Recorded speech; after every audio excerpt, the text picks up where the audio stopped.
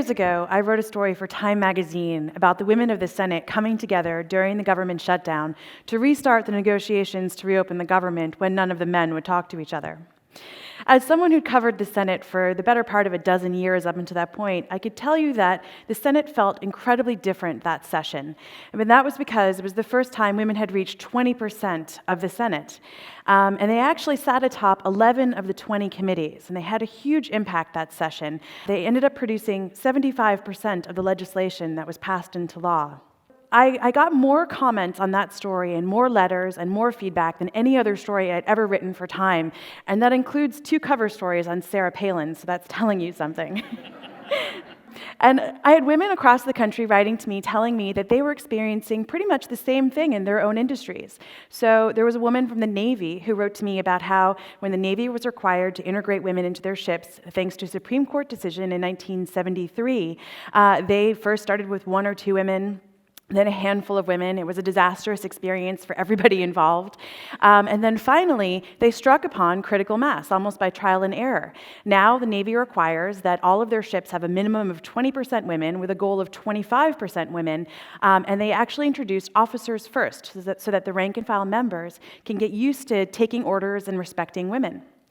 I got a letter from a woman in the 30% Club. It was a group in New York that actually works to get 30% women on all corporate boards in America. And they had done all this amazing research that showed that when you reach this tipping point, 30%, your companies become 26% more efficient. They have to restate their earnings 55% less. And corporate boards, actually the men on the corporate boards had to study up more because the women came much more prepared than the men were.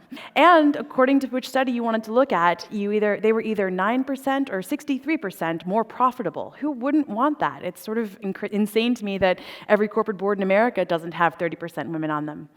So the idea of critical mass is something I want you to think about as I give you this talk, because we're going to come back to it at the end. But it's the idea of, essentially, it comes from nature, and it's the idea of where in a chain reaction, a chain reaction can no longer be stopped. So it's the point at which you cannot stop, essentially, a nuclear bomb from going boom. But when you apply it to gender and women, you can see it happening in Congresses and corporate boards. But by far, the hardest glass ceiling to break is actually the one to executive office, because all of the talents that women bring and help them get elected to boards and legislatures are actually considered a weakness in running for executive office. So those talents would be being good at win-win scenarios, being really good at consensus building. For executive office, voters or potentially boards want to see in a CEO somebody who can make command and control decisions, who can make zero-sum game decisions. And women, for better or for worse, are perceived to be weak at that.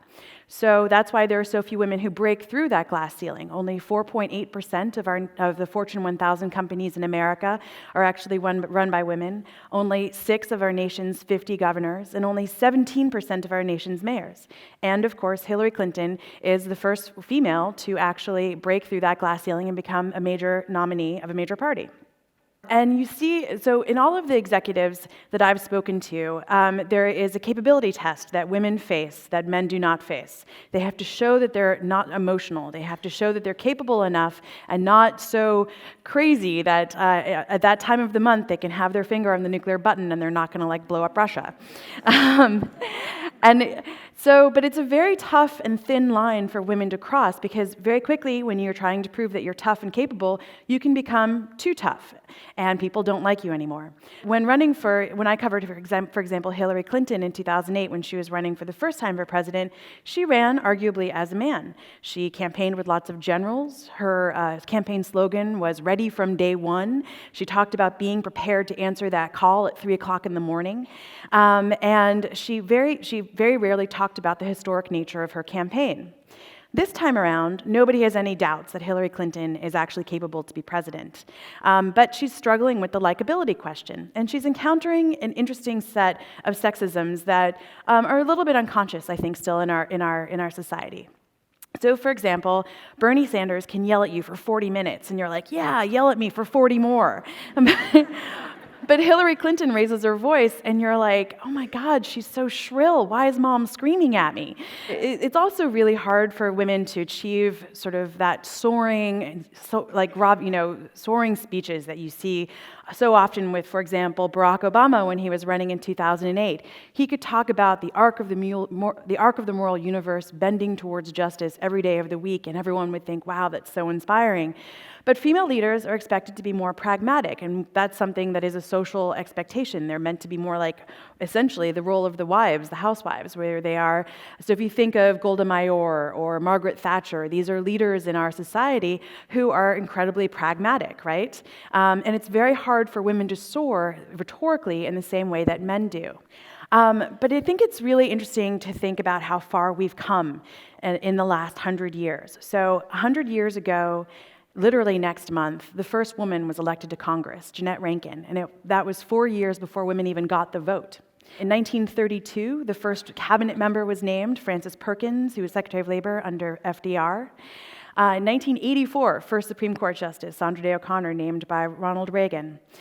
In 1992, women finally began to sustain a pluralistic presence in the Senate, a presence that they still maintain today. And it wasn't until 2010 that women got their first bathroom off the floor of the House of Representatives, which is kind of stunning. We're on the cusp of a potential another sea change here now, and I think it's amazing to come back and let's think about critical mass.